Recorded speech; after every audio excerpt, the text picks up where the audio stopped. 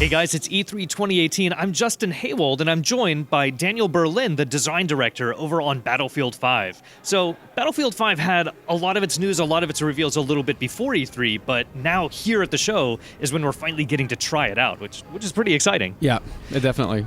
So what do you do day to day? Like, what is your job on the game itself? Yes, as the design director, my job is to set the general direction for the game in terms of the design, and then I work with the design team, which are the true specialists within each area.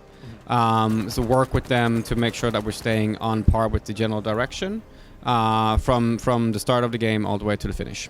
Which is really important for a game like Battlefield 5, which is taking, in some ways, a departure from both traditional Battlefields and the Battlefield that we got last year. Like, there's a lot of new stuff in this one. There's a whole bunch of new stuff. I mean, first and foremost, I mean, one of the really, really big things is that we're moving away from premium, which I think is a great thing.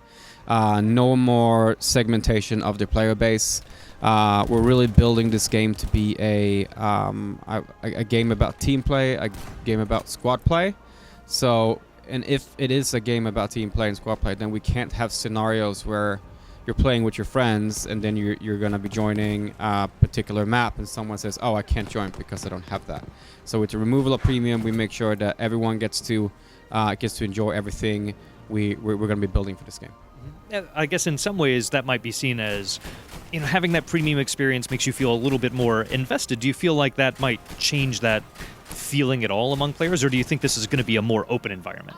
I mean, this is something that we've been requested to do for a long time by the community. So I see this as, and when we announced it, I mean, it was unanimously a positive response. So I'm not worried about this decision. Yeah, anytime whatsoever. You make something free, that's got to be a little bit more exciting. Would you make it more accessible? Exactly. And Tides of War is also a really big part of Battlefield 5. Yeah, that's what it is. I mean, the Tides of War is this journey we want the players to go on as they play Battlefield 5. They'll go on the Tides of War, which is a journey through the Second World War, where we will introduce players to new theaters of war, and with the introduction of the company, which is this place where you build your own company of soldiers, vehicles, weaponry, and as you go through the Tides of War, you'll collect more vehicles, you'll collect more weapons, you'll collect more archetypes that you can play with. So you'll see how your company just grows and how you can then just go deeper into customization as the journey goes on. So it's a really great journey we're taking players on.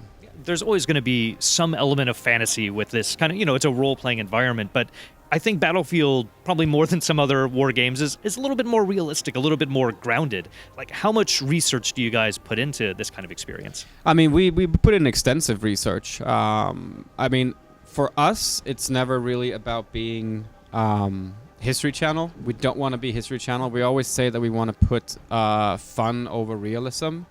But that, I mean, when we go and we choose to depict certain parts, certain locations, for example, we travel to those locations. We do extensive photo scanning. We fly around with drones and we cover big areas.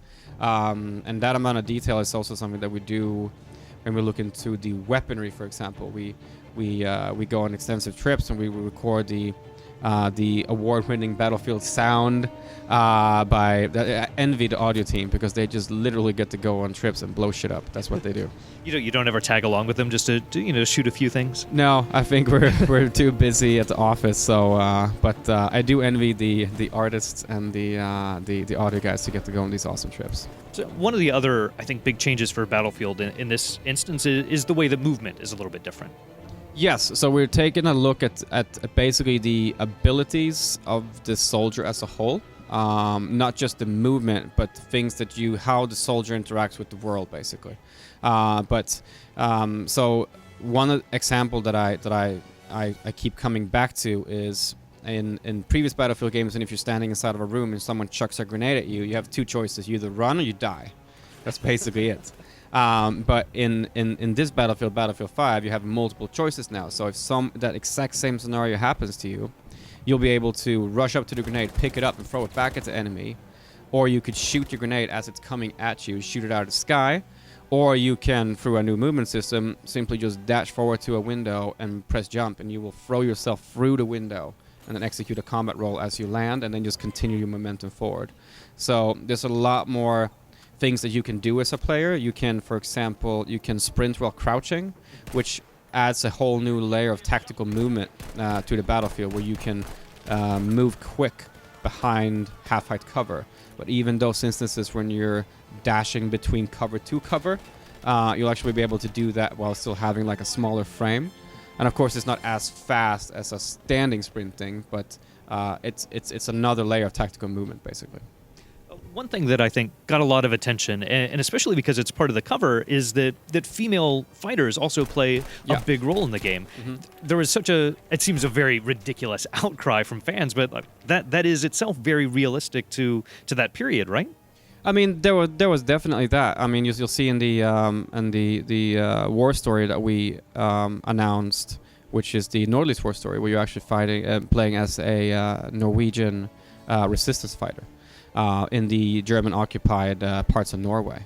But in the general mentality that we had when we made this decision is we look at our player base, and we see that it's a very diverse player base. There's a lot of people that play Battlefield, and Battlefield has always been a game where you can play it how you want to play it. Hey, you want to be in a tank, you can do that. Hey, you want to be in the sky, flying an airplane, you can do that. You want to be a medic, a recon, sniper, it's up to you. So we took this decision and said, like, hey, you can play the game how you want to play it, but this time around you can also be who you want to be.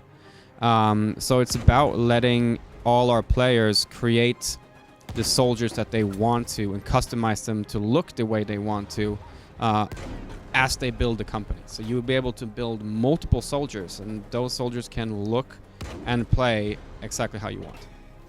Well, and the other bit of controversy for any Electronic Arts games is around loot boxes. There's no premium pass. What about loot boxes this time? So no more loot boxes.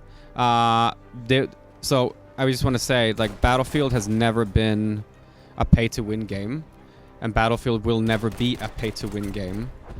You will not be able to buy any type of gameplay enhancers in that sense. You will never ever be able to pay in Battlefield to basically make you unbalanced towards something else. That's not what we do.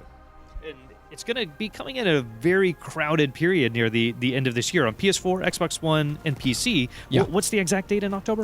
October 19th. October 19th. So you're going to have a lot of choices for gamers it's to play. It's always a cramped time. That is crazy. What is it that makes Battlefield 5 the thing that you're like, this is what you should play before you play those others? Just wait for it. Play Battlefield 5 first. I think if you just look at the game as it stands, I mean, it has the war stories, those really untold, unseen war stories, the personal stories, and we also have co-op for the first time since Battlefield 3, coupled with a great multiplayer offering. So I think the game as a whole has so much to offer in general.